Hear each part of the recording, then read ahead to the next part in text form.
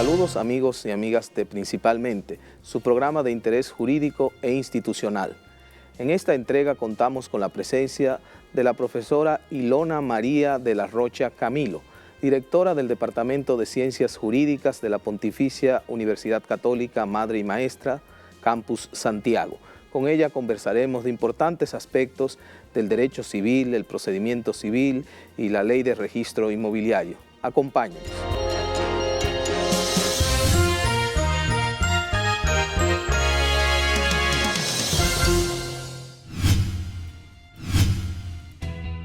Desde el 1989, Seaboard se convierte en la primera generadora privada de energía de República Dominicana. En el 2012, reemplaza sus unidades de generación por la unidad Estrella del Mar 2, que opera con gas natural como combustible, armonizando con el medio ambiente y poniéndose a la vanguardia en la producción de energía limpia. Seaboard, comprometidos con la satisfacción de sus clientes, el desarrollo nacional y el medio ambiente. Aprender a leer y escribir no solo le ayudará a abrir su mente al mundo, también abrirá el mundo para usted. La alfabetización permite ampliar los conocimientos, aumentar las oportunidades de conseguir empleo y mejorar su salario y su vida. Participe de otro gran cambio en nuestro país. Inscríbase en la alcaldía, la iglesia o cualquier institución de su localidad. Gobierno de la República Dominicana. Hora de hacer lo que nunca se ha hecho.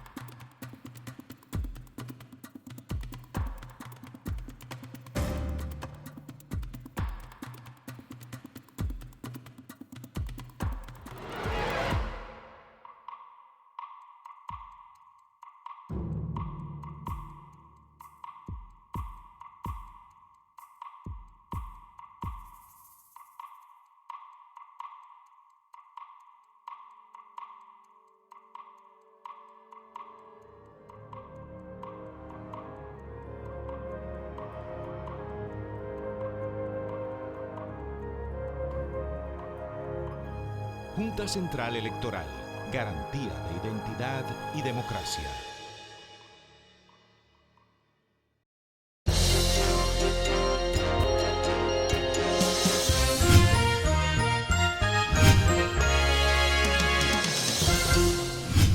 Saludos amigos de Principalmente. Gracias por mantener la fidelidad con este programa de orientación jurídica. El derecho interviene e impacta en todos los actos de la vida de los seres humanos. Y por consiguiente, es importante que los ciudadanos conozcan sus derechos. Este programa tiene como objetivo fundamental educar a la población dominicana, aportar al conocimiento de esos derechos. Principalmente hoy se llena de gala con la presencia de una joven jurista dominicana que se ha destacado en su ejercicio profesional por ejercer el derecho en varias materias, materia civil y comercial, en derecho público, en derecho constitucional, pero además de su destacado ejercicio profesional en los tribunales de la República, también tiene un aquilatado ejercicio académico. Tanto es así que hoy ocupa una posición de principalía como directora de la Escuela de Derecho de la Universidad Católica Madre y Maestra. Pues para Principalmente, la verdad que es un lujo contar con la presencia de Ilona de la Rocha, la doctora Ilona de la Rocha. Tanto para Ramón como Pedro y un servidor es un honor presentarle a los amigos de principalmente a esta destacada jurista dominicana. También produce, es decir, escribe temas de relevancia para lo que nos desenvolvemos en el mundo de las ciencias jurídicas. Pues, doctora, un verdadero placer tenerla aquí en Principal. Muchas gracias a ustedes. Para mí es un gusto acompañarlos ya desde este lado y no detrás de la televisión, cuando los sigo. Qué bien. Doctora, como usted en los últimos años, aparte de un laborioso ejercicio profesional que usted viene ejerciendo en todos los tribunales del país, también ha combinado ese ejercicio profesional con un ejercicio académico. Hemos visto que en los últimos años, en República Dominicana, se ha incrementado, se ha creado un interés inusitado por la juventud, y no solo por la juventud, incluso personas de la tercera edad, que ya incluso tienen otras profesiones y deciden además, como segunda opción, estudiar Derecho. Eso ha conllevado que yo le puedo decir que en el año 1985, cuando yo me gradúo, me invisto como abogado, en el Colegio de Abogados de la República Dominicana habían inscrito unos 3.000 y algo de abogados. Hoy en día, esa matrícula del Colegio de Abogados anda por unos 60.000. Es decir, que ha crecido de manera exponencial la cantidad de abogados que hay en República Dominicana, pero en esa misma medida también han crecido las facultades de Derecho de las diferentes universidades, que incluso tienen sucursales en diferentes provincias del país. Uno diría, eso es bueno, eso es democrático, yo creo que sí, pero también en cierta medida ha ido disminuyendo la calidad profesional del abogado.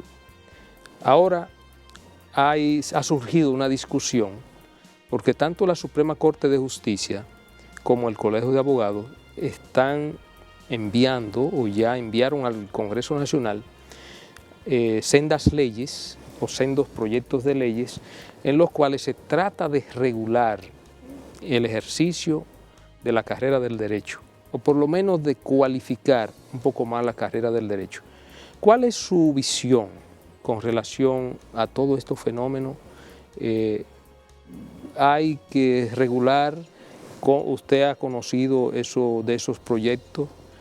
¿Qué usted le agregaría, qué le objetaría y si usted está plenamente de acuerdo con ello? Mire, yo soy, con todo el respeto de lo que son las opiniones que no estén en el mismo sentido, es verdad que hay una situación, hay muchos abogados, eso es una realidad, pero así hay muchos médicos, hay muchos administradores, o sea, esa situación se da también en otras carreras. Yo creo que la fiebre no está en las sábanas, no es tratar de corregir a posteriori o tal vez tratar de limitar lo que es la vocación de un joven, porque si tienes inclinación hacia las ciencias sociales, tú tal vez desvirtuar, solicitar, tú no vas a ser abogado, tú vas a hacer otra cosa porque hay demasiados abogados, eso es también contraproducente.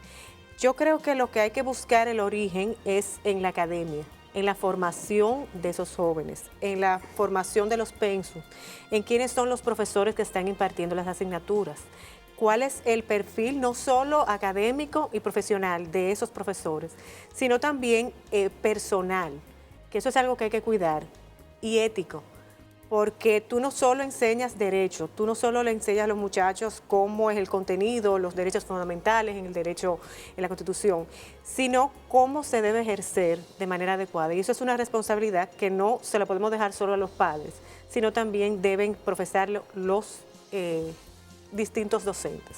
Entonces, creo que las universidades deben cuidarse mucho en quiénes son los que están formando a los profesionales, qué tipo de experiencia tienen, qué tipo de ejercicio tienen en los tribunales, porque ese es el mensaje.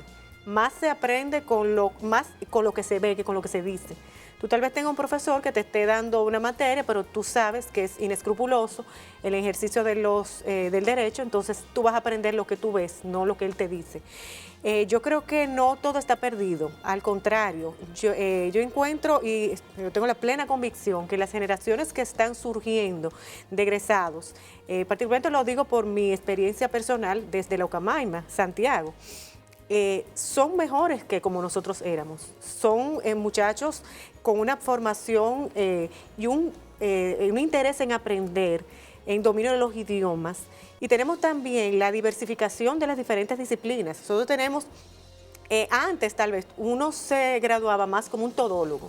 Ahora hay más dirección hacia el derecho civil, derecho inmobiliario, si te gusta el derecho internacional, si te gusta el derecho consular. Entonces hay un campo para cualquier área. Si te gusta dentro del derecho público, el administrativo, el penal. Yo creo que no es, realmente es verdad, hay muchas personas poco habilitadas para ejercer el derecho. Como los hay pocos, muchos médicos a lo mejor y administradores también inescrupulosos. Pero creo que hay que buscar en las universidades quiénes son los profesores.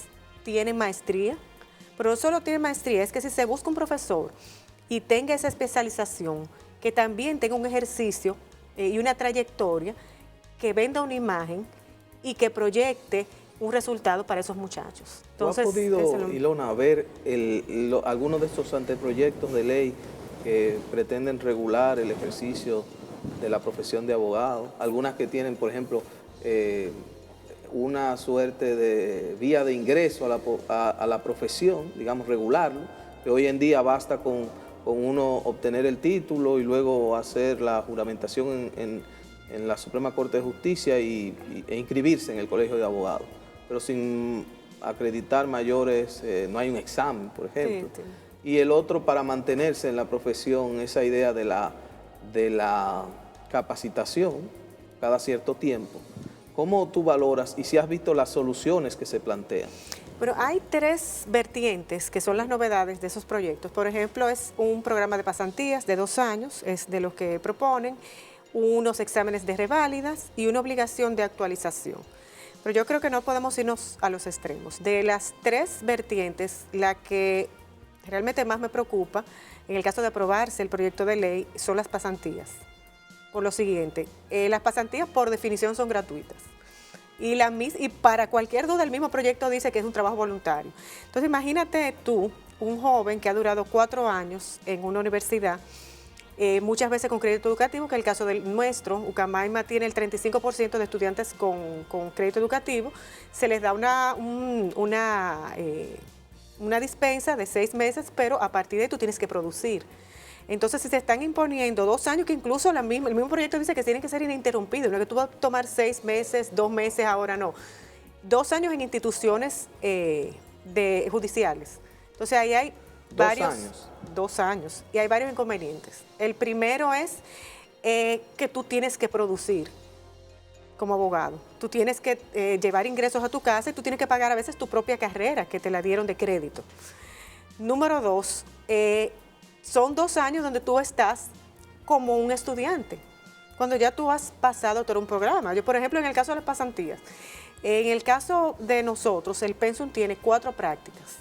La práctica civil, una práctica forense civil, donde los muchachos van a los tribunales, a la secretaría, conocen el manejo de los tribunales. Una práctica penal, donde recorren desde Defensoría Pública, despacho común, las cortes de apelación, los juzgados de instrucción, fiscalía.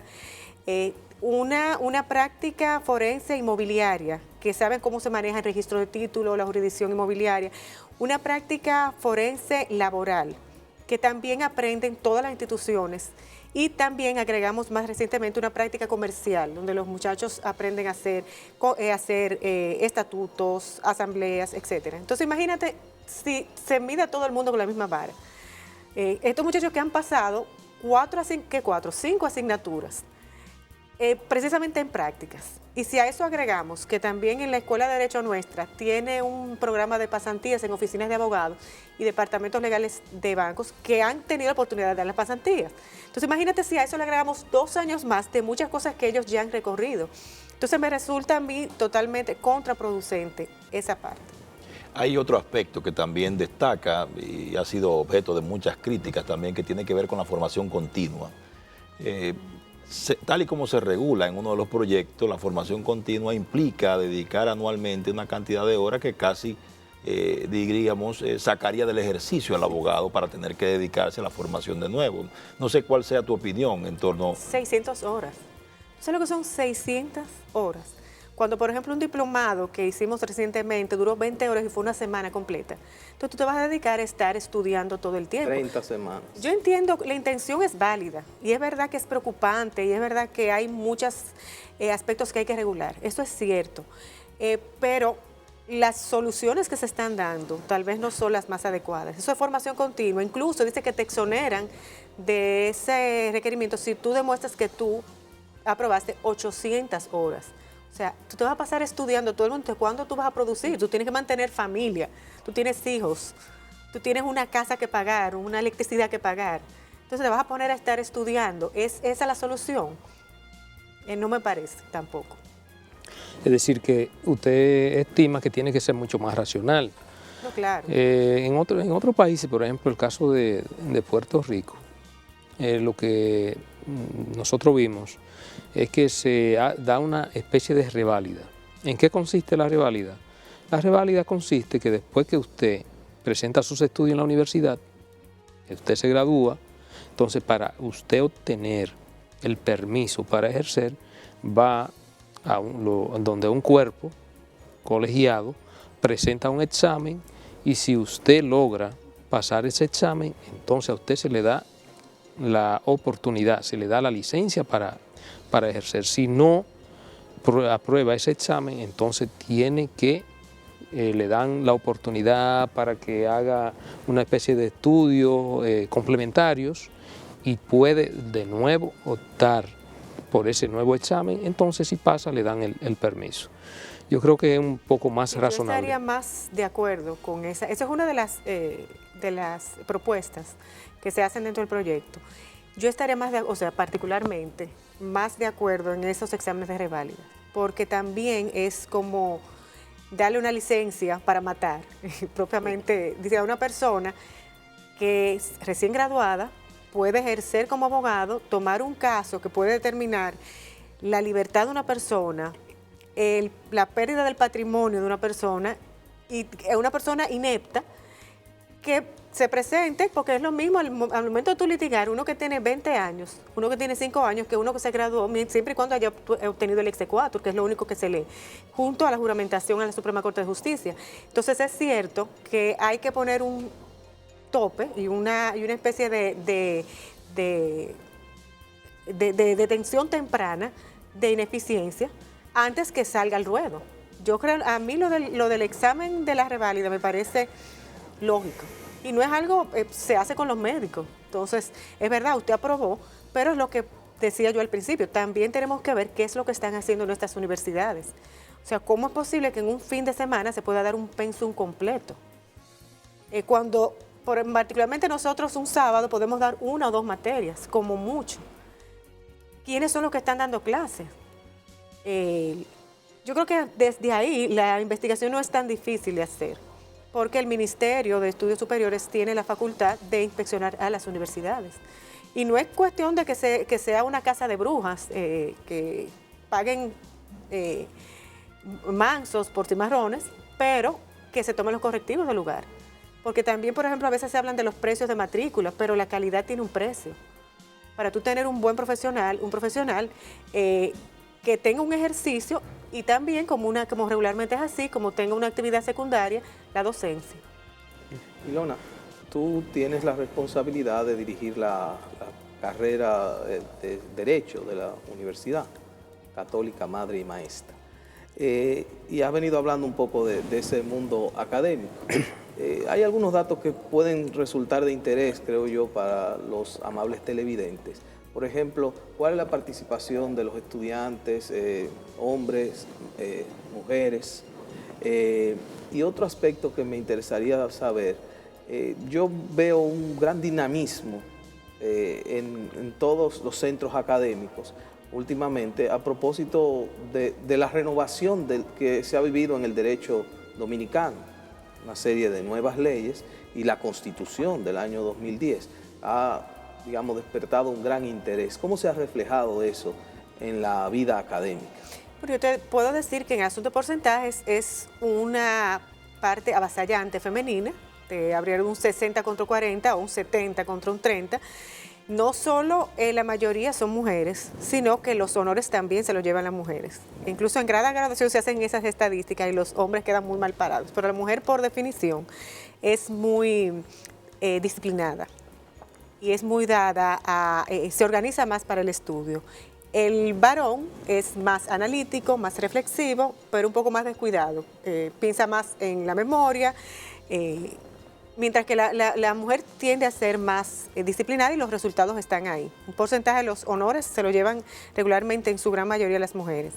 El hecho, por ejemplo, cuando nosotros comenzamos a estudiar, tú sabes que el derecho constitucional era algo sin mucho sentido, o tal vez un grupo de principios dogmáticos, pero después que tenemos un tribunal constitucional, un recurso de amparo, ya adquiere más sentido lo que es todas las asignaturas derivadas del derecho público, del derecho administrativo, derecho constitucional, y es lo que te digo, cada vez hay más especializaciones. Tú, a medida que tú vas transcurriendo en la carrera, te vas dando cuenta de qué es lo que te gusta. Y así como los médicos tienen especialidades, ginecólogos, pediatras, así mismo estamos viendo este tipo de especialización en los mismos abogados. Llega un momento en que tú, si tienes un problema de tierra, tú buscas fulanito, sutanejo, menguano, porque esos son los que saben de esto. Y así, esas mismas especializaciones hacen que cada vez el perfil y la preparación de los abogados sea mejor. Pero siempre, en toda la vida de los tiempos tuyos, los míos y los que vendrán, siempre habrá buenos como habrá malos. El problema es que los malos son los que suenan más. Pero yo creo que las generaciones que vamos formando como está cada vez más interesada en temas, por ejemplo, como el de la sentencia del Tribunal Constitucional. Nosotros hicimos varios seminarios, los muchachos son muy independientes en sus criterios, a pesar de lo que los profesores les quieran inculcar. Muchos estuvieron de acuerdo, muchos estuvieron en contra. La ley de naturalización que se analizó allá, la ley de partidos también. Entonces nosotros tratamos de llevar también actividades co-curriculares que complementen, porque ese es lo bueno de derecho, siempre hay un tema. Siempre hay un tema, que si Loma Miranda, que si siempre vamos a tener un tema jurídico que tratar en la escuela. Pero al lado de esto también, digamos que la legislación, la nueva legislación, la que ha salido y la que está por salir, porque hay todo un derecho penal nuevo, un derecho procesal que se va a modificar profundamente. Estas materias anteriores, las nuevas, el nuevo derecho regulatorio, el nuevo derecho constitucional, de seguro ha impactado también los pensum que existían en la universidad para la época en que, por ejemplo, nosotros estudiamos.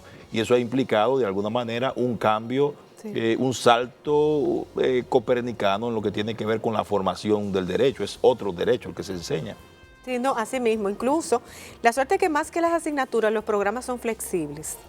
Y también tenemos una serie, para ponerte un ejemplo, de materias electivas, derecho de la seguridad social, derecho económico, la economía del derecho, hay un sinnúmero, las técnicas de redacción jurídica. Las mismas necesidades van creando esas nuevas asignaturas selectivas con los que los muchachos cuentan, los regímenes matrimoniales como una asignatura aparte, cibercriminología, que también es una asignatura electiva. Entonces sí, las universidades tienen que ajustarse a los nuevos tiempos y los profesores tienen que saber que no pueden dar las clases como antes y tienen que estar acorde, y los principales críticos son los estudiantes, déjame decirte. Por eso yo te digo que no está perdido, en el sentido de que si tú por casualidad te equivocaste y mencionaste el artículo 8 de la Constitución, en vez y mencionaste ellos son los primeros en darse cuenta. Entonces eso mismo provoca que haya que estar actualizado todo el tiempo. Los muchachos leen periódicos, critican, observan, ya el estudiante antes tal vez manso, tranquilo, tímido, que se queda sentado, no, a ti te preguntan, te cuestionan y te hacen pensar, a veces te hacen una serie de preguntas que tú dices, bueno, en la próxima clase se la voy a responder, porque no, a veces no es tan fácil. Doctora, vamos a aprovechar para hacer una breve pausa. En el próximo segmento seguiremos con este y otro tema de sumo interés.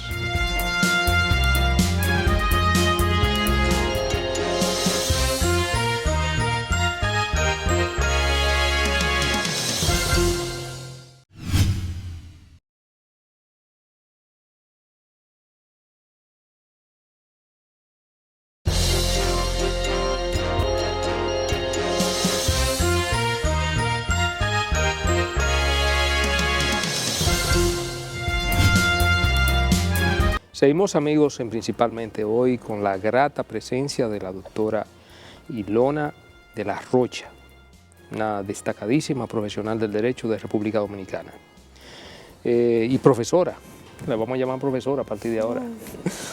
Profesora, bueno, vamos a salirnos del ámbito académico y vamos ya propiamente a entrar en la materia del derecho que usted ejerce con mucha propiedad. Es el derecho civil y comercial. Se vienen dando algunos debates en la vida nacional. Recientemente se introdujo un código de familia al Congreso Nacional, aunque luego fue devuelto. Pero hay esa pretensión, ¿no? Se dice que hay muchos artículos de ese proyecto de código de familia que modifica gran parte, un articulado del Código Civil, que es al que hemos estado acostumbrados por tradición, porque es un código que viene adoptado por República Dominicana desde 1889 y que viene de los códigos napoleónicos de 1804. Obviamente que las realidades han cambiado.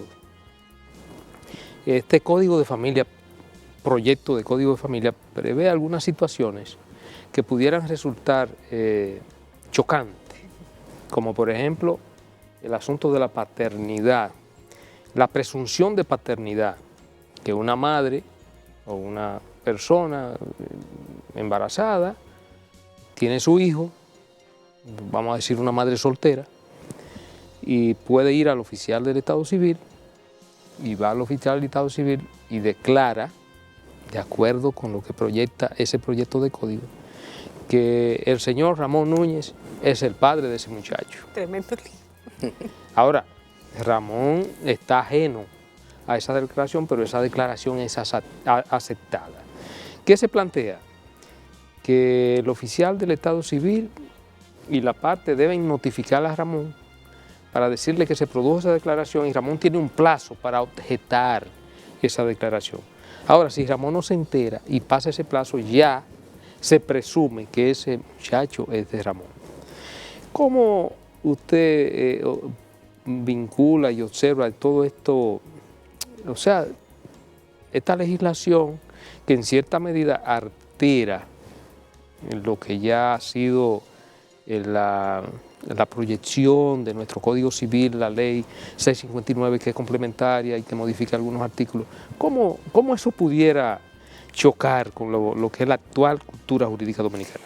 Lo primero es que hay que tener mucho cuidado cuando son las figuras jurídicas del derecho civil. No es tan dinámico y tan acelerado como en materia penal, que hay una serie de necesidades. A veces esas fórmulas extranjeras que se quieren introducir, que han sido muy efectivas en otros países, mucho más civilizados y desarrollados que los nuestros, no son las mejores fórmulas para nosotros los dominicanos. Por ejemplo, la experiencia francesa, por ejemplo, es que se aprueba por ley algo que ha estado ya tradicionalmente aceptado en la jurisprudencia. Entonces, esas fórmulas inventivas tal vez hacen más daño que bien. Yo particularmente pienso un código de familia no era necesario con un código civil que por sí mismo incluyera muchas situaciones que Me imagino que por eso fue que se detuvo el código de familia. Hay que tener mucho cuidado, sobre todo con asuntos de filiación. En un país como somos, donde con lo de la paternidad ha pasado y mucho, hay que tomarse el tiempo de estudiar estos proyectos sin apasionamiento, sin querer aplicar esas fórmulas modernistas que van a hacer más mal que bien. Usted mismo explicó, imagínese una situación de esa naturaleza, cuando hay tantos casos en los tribunales de reconocimiento de paternidad, donde el gran porcentaje son falsos. Mucho ha hecho, lo más lejano que ha llegado a la Suprema Corte de Justicia es aceptar los análisis de ADN. ¿Qué debería ser una preocupación? Los bienes de alquiler, que eso no está regulado, los donantes, si los vínculos se van a mantener, los de filiación, de acuerdo a nuestros esquemas tradicionales.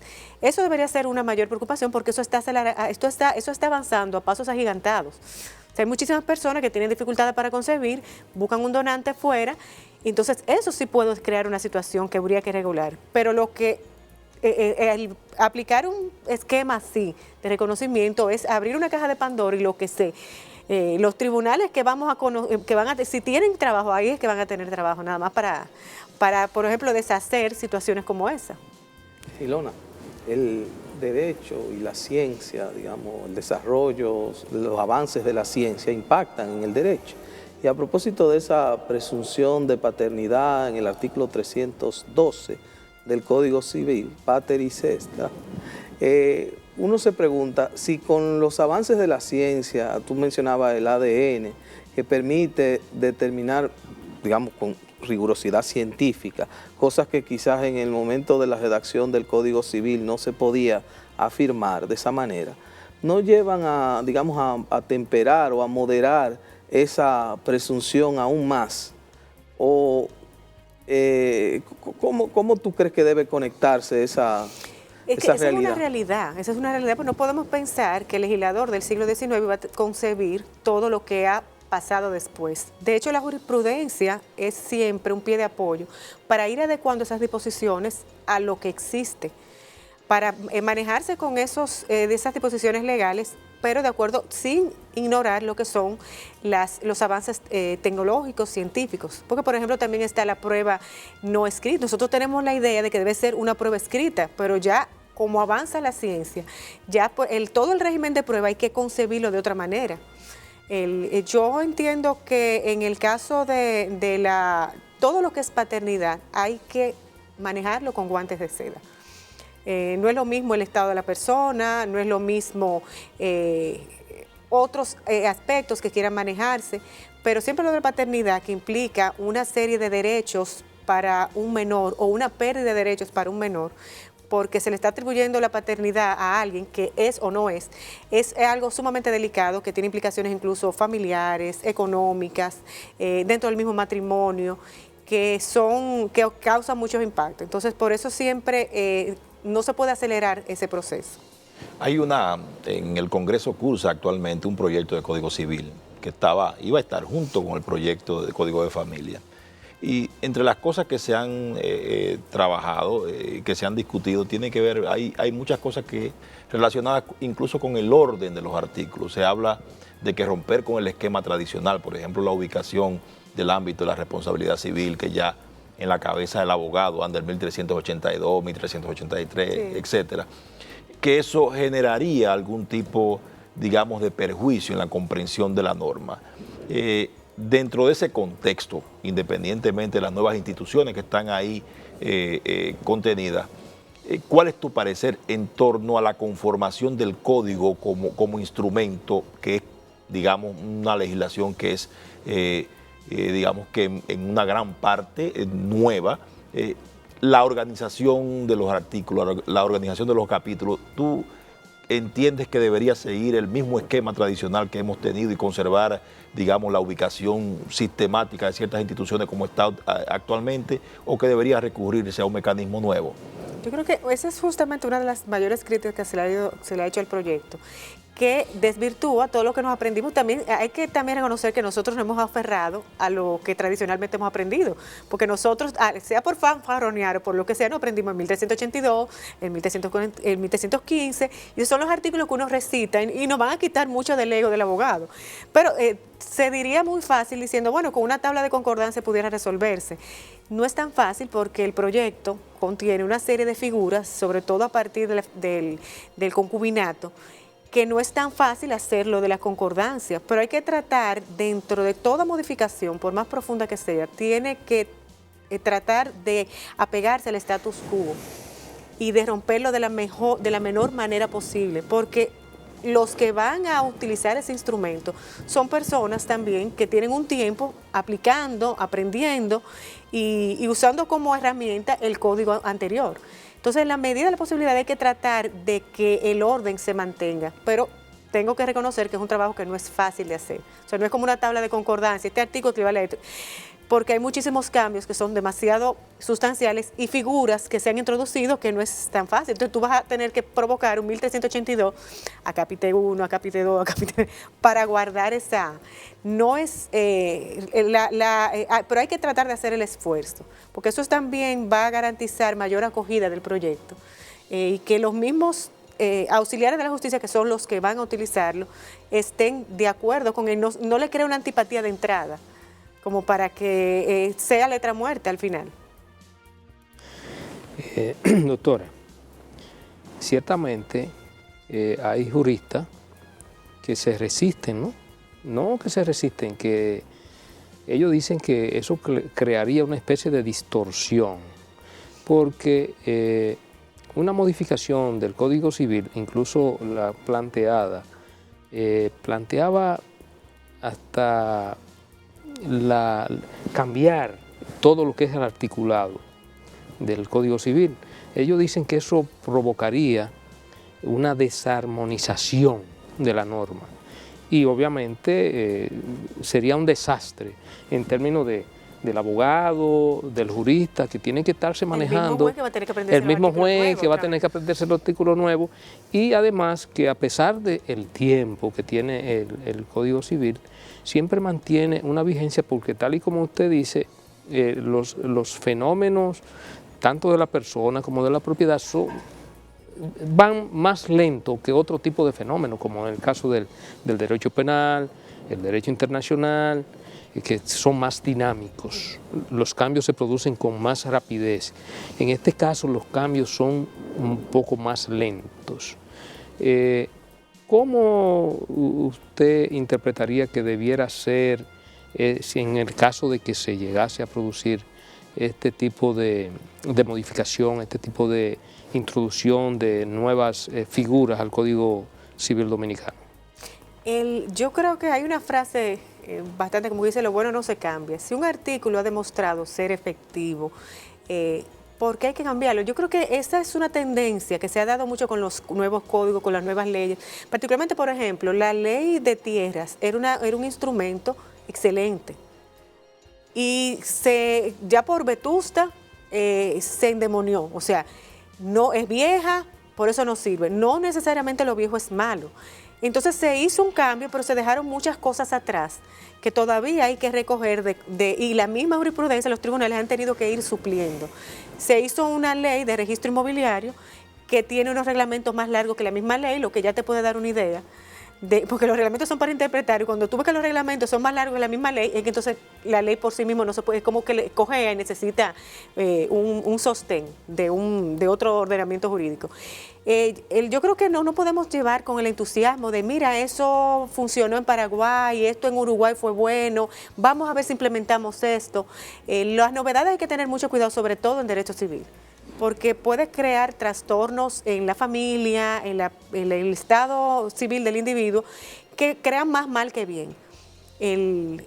Yo realmente, en esas figuras nuevas, a veces, resultan más dañinas que buenas. Si un articulado, una serie de artículos, claro, dentro del mismo Código Civil hay unos artículos que están de lujo, porque el mismo desuso los ha mandado al olvido, entonces ya esos hay que sacarlos.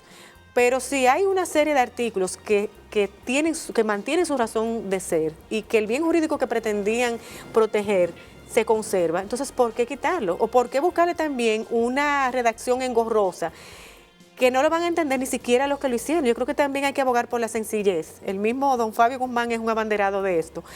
Lo que usted, a veces los abogados somos nos gusta crear muchos epítetos, pero si el vulgo o el ciudadano común no te entiende la ley, entonces, ¿para qué la vas a crear?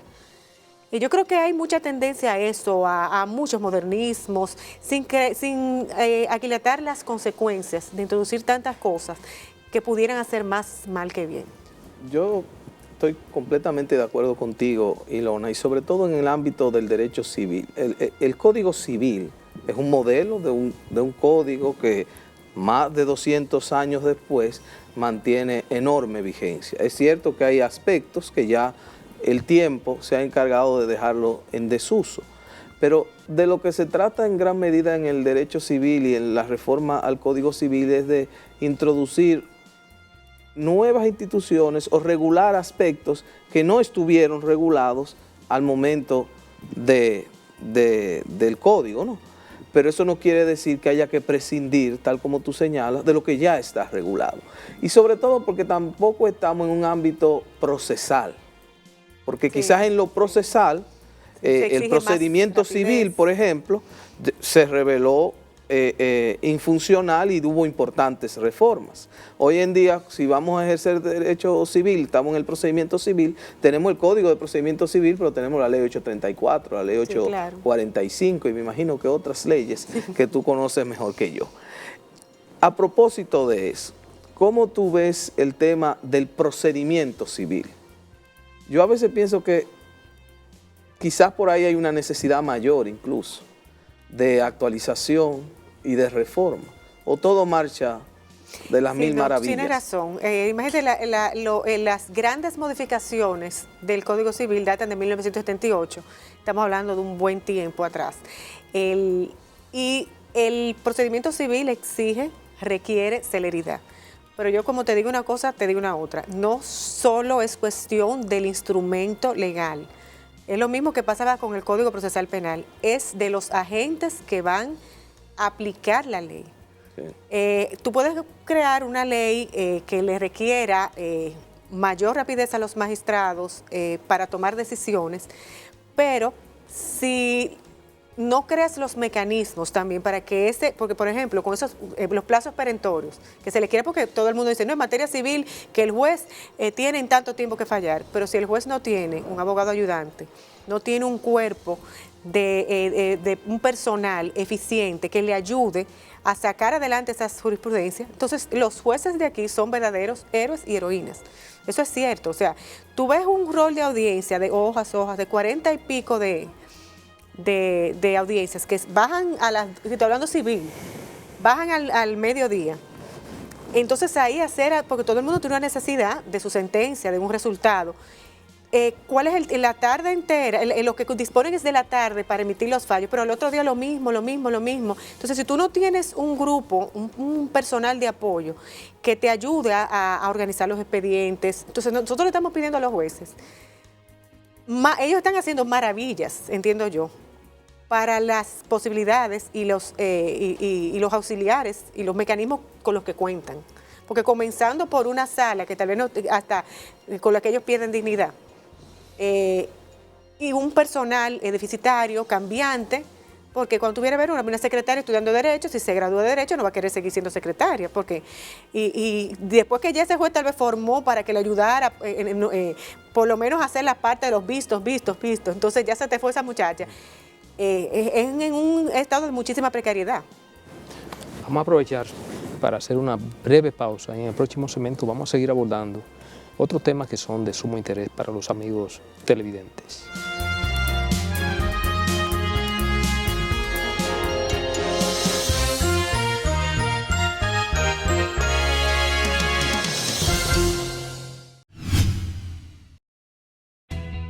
Desde el 1989, Seaboard se convierte en la primera generadora privada de energía de República Dominicana.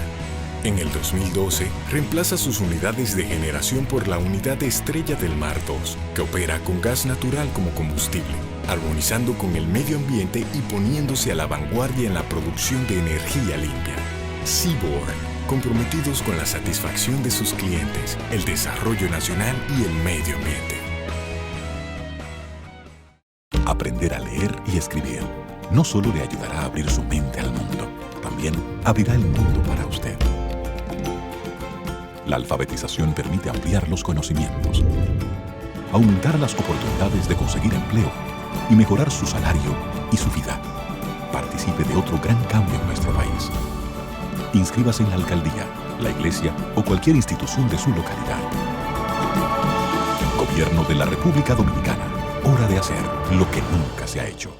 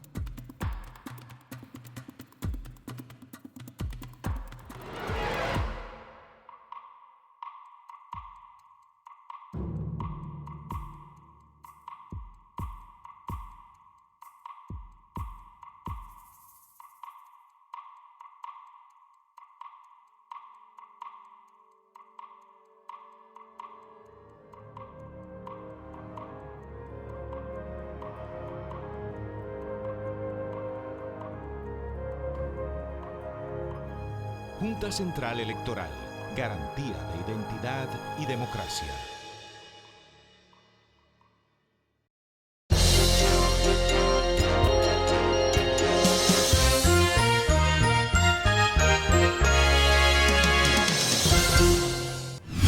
Seguimos, amigos, principalmente hoy con la profesora Ilona de la Rocha. ¿Verdad que nos hemos sentido sumamente ilustrados aquí con las explicaciones de esta distinguida profesional? Profesora, no podemos dejar de pasar su presencia aquí en Principalmente sin hablar de otra de sus especialidades que tiene que ver con el derecho inmobiliario. De refilón, en el segmento anterior usted se refirió a la antigua ley de tierra y luego a las modificaciones que se produjeron. Usted decía que la antigua ley de tierra era una ley buena y que se han introducido dos modificaciones, dos leyes nuevas de registro inmobiliario. Precisamente una de las grandes quejas todavía de gran parte de los abogados en ejercicio y de parte de la ciudadanía es la precariedad con que se desenvuelve el ejercicio del derecho inmobiliario en República Dominicana. Creo que en los últimos años se han dado algunos pasos tendentes a regularizar todo el desorden registral que existía o todavía persiste en República Dominicana, donde a veces se superponen parcela sobre parcela, deslinde sobre deslinde. La verdad que es una situación difícil y que de una u otra manera afecta lo que es la seguridad jurídica en República Dominicana. ¿Cómo usted entiende que esto ha ido avanzando, se ha retrocedido? Con las nuevas leyes hemos podido alcanzar algunos niveles de desarrollo ya, de regularización de todas las anomalías que se producen en el registro inmobiliario en República Dominicana. Uno de los grandes avances de la nueva legislación es que la parte técnica, lo de la superposición de inmuebles, es prácticamente imposible. Ya esa fase, la misma falsificación de los certificados de título también es un proceso ya llevado al olvido. ¿Qué es lo que ha quedado y qué es lo que se ha producido? Por ejemplo, parte de las novedades de la nueva legislación es que los deslindes sean llevados jurisdiccionalmente. Antes se hacía administrativamente y la parte que se considerara afectada, entonces pedía la nulidad del deslinde. Como toda decisión, tiene sus pros y sus contras. Eso tiene la ventaja de un proceso jurisdiccional después de haber agotado la parte técnica en la dirección de mensura catastral, implica que se tenga que citar al colindante, al copropietario, ahí hable ahora o calle para siempre. Usted está de acuerdo con ese deslinde, usted tiene la oportunidad de contratar sus propios agrimensores, de ver si ese deslinde le afecta o no. con un proceso de publicidad también bastante profuso, porque se publica en el periódico, se le pone al mismo inmueble un letrero que el agrimensor está obligado a hacerlo, o sea, para que visiblemente la gente sepa que se está deslindando. Hasta ahí todo va bien, se lleva al tribunal y en el tribunal también se citan a las personas, que también se citan, el agrimensor debe citarlo en el terreno. Pero, ¿qué ha provocado esto? Un cúmulo de expedientes. Tú vas a un tribunal de tierra y tú te encuentras que el 70% son de deslindes. Te encuentras que hay situaciones donde un colindante en lo que determina si tú tienes razón o no te obstruye el proceso. Te encuentras que, por ejemplo, si un terreno no está deslindado, tú no puedes obtener un préstamo, no puedes hacer una venta. El proceso, necesariamente como está concebido por la ley, es lento. Hay una fase administrativa en mensura, una fase jurisdiccional en los tribunales de la jurisdicción inmobiliaria y vuelve a una fase administrativa en registro, que tiene trabajo, ya usted sabe, muchísimo trabajo, porque con toda la automatización hay una serie de sistemas internos de revisión, que tienen que pasar precisamente para dar la garantía al certificado de título. Ya tú ves, el certificado de título tiene que pasar como por 5 manos, que lo revisen, pero eso también es bueno porque te sale un trabajo más impecable. Pero el tiempo que eso se toma, porque fíjate, si cada trabajo hace ese mismo recorrido, cuando llega a tus manos, llega un tiempo considerable el que ha pasado. La jurisdicción inmobiliaria siempre va a ser una preocupación, porque decía una magistrada amiga mía que la gente está aferrada a la tierra como a pocas cosas en la vida. Usted puede tener una tierrita que vale 100,000 pesos y usted la defiende más que 1,000,000 de pesos que usted tenga en el banco. La gente se mata por la tierra. Entonces la gente tiene un apego a lo que es el derecho de propiedad, a lo que son los derechos reales sobre los inmuebles, grandísimo. Entonces eso crea una presión. Tú, por ejemplo, en las audiencias de tierra puedes ver una cantidad de gente, como cuando no provoca ese interés en materia civil o en materia penal, también los familiares de la persona afectada. Una pregunta que es mucho más general que la que precede, es la que tiene que ver con esa especialidad. Eso es, la legislación de tierra ¿de verdad constituye una especialidad dentro del derecho o es simplemente derecho civil con un sistema de registro? Yo soy de esa última versión. Para mí es derecho civil aplicado a los inmuebles. Los principios son básicamente los mismos, los medios de prueba.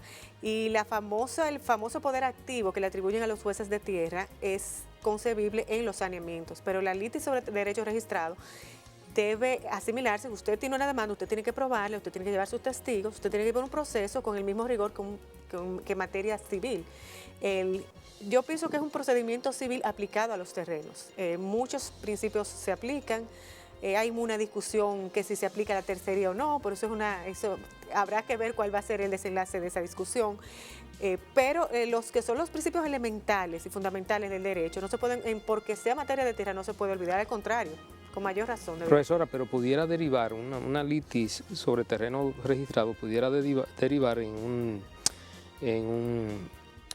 un litigio penal, vamos a decir, porque si se determina que se falsificaron firmas, si se determina que se produjo un deslinde falso, si se determina que lo que fuera que incluyera algún tipo de falsedad, ya entonces habrían implicaciones de carácter penal. ¿Está el mismo tribunal inmobiliario, de jurisdicción inmobiliaria, tendría la competencia para decidir sobre esas variables? Los tipos de infracciones que pudiera conocer un juez de jurisdicción de tierras están limitados. O sea, ya lo que es el imperium de la materia penal se mantiene. Lo que pasa es lo siguiente: para fines efectivos, a lo mejor a ti te falsificaron la firma y tú lo que quieres, más que meter preso a ese individuo, es obtener que se anule lo que él hizo, independientemente de la sanción. Entonces, para los fines de anular ese certificado de título, de obtener un resultado que sea oponible a los terceros y que tenga efectos en el certificado mismo, tú acudes al Tribunal de Tierras. El juez de tierras tiene un poder activo, incluso en el asunto, por ejemplo, de determinación de veracidad de las firmas. No tiene que ordenar una inscripción en falsedad, lo puede hacer por sí mismo, aunque por prudencia la mayoría de los jueces mandan al INASIF a que hagan las comprobaciones. pues siempre hay una persona que niega una firma o que para evadir el cumplimiento de una obligación contractual dice yo no firmé. Entonces eso lo debaten, eso lo resuelven los tribunales. A propósito del procedimiento inmobiliario, bueno, es un procedimiento civil aplicado a esa materia, digamos, que la reforma a la ley o la nueva ley de registro inmobiliario, en el aspecto procesal, hay algunos, digamos, beneficios y lo visualizo no solo en el ámbito de tierra, sino si eso pudiera ser un ejemplo a seguir en caso de que se aborde alguna reforma al procedimiento civil en general. Sí, realmente el legislador fue bastante optimista, es decir, que iba a haber 2 audiencias nada más, que es una para producción de pruebas y otra para producir las conclusiones. No ocurre así en los hechos. No, porque hay un asunto lógico. El día de la producción de pruebas, que es el primer día que tú vas a audiencia, tú puedes querer pedir que se produzca un documento, que se escuche un testigo, que se cite a un perito. Entonces, tiene que haber necesariamente más de una audiencia, porque tú no lo vas a llevar a los testigos ese día sin saber si te lo van a aceptar o no. Entonces lo que hace es que se aplaza, pero ha creado la cultura de organización. O sea, los abogados saben que tienen que llevar sus documentos, anexarlos a la demanda, que tienen que, y si quieren algún adicional en el día de la audiencia. Hay tribunales que tienen la modalidad de darle un plazo, lo que no es lo que prevé la ley, pero aún así están preparados para depositar los documentos y cualquier pedimento que tengan lo hacen ese día. Se ha creado ya una cultura de ir abreviando esos plazos. Eso realmente es un logro que se ha conseguido con el nuevo proyecto, con la nueva ley, perdón.